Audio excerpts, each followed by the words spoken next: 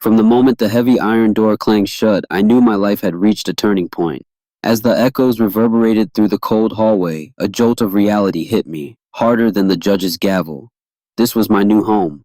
A prison, not just of concrete and steel, but one of my own making. Sitting on the edge of a rock-hard cot, I wondered how I would emerge from the other side. Would these walls define me, or could they cradle a transformation waiting to unfold? Prison is an institution designed not just to punish, but ideally to rehabilitate. Yet there is an unspoken truth.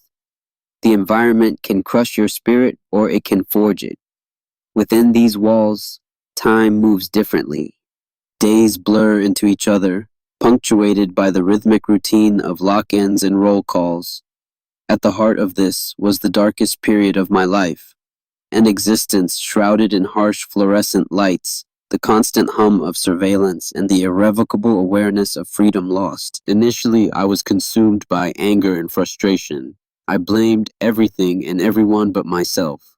But it's amazing how much silent self-reflection can happen when life is stripped down to its bare necessities. In this stripped-down existence, I began searching for meaning, for purpose. The journey was not easy, and certainly not linear. It began in the library, a sanctuary amid turmoil. Here, I discovered new worlds through pages of classic literature, tales of resilience and redemption that mirrored my own hopes. One day I stumbled upon the words of Viktor Frankl, a man who survived horrors far greater than my own.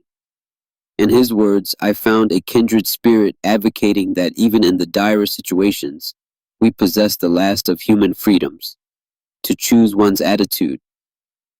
This idea became my mantra, a flickering light guiding me through the darkness.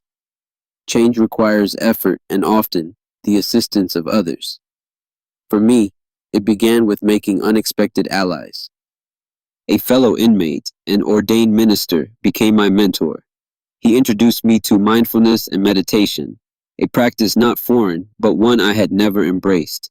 In a world ruled by chaos, I learned to find peace within myself. The once confining silence now offered solace and introspection.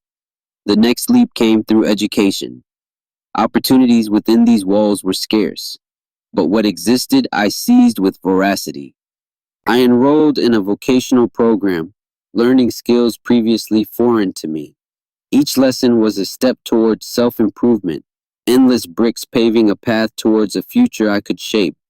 I wasn't merely passing time, I was investing it. No story of transformation is complete without the hurdles and setbacks.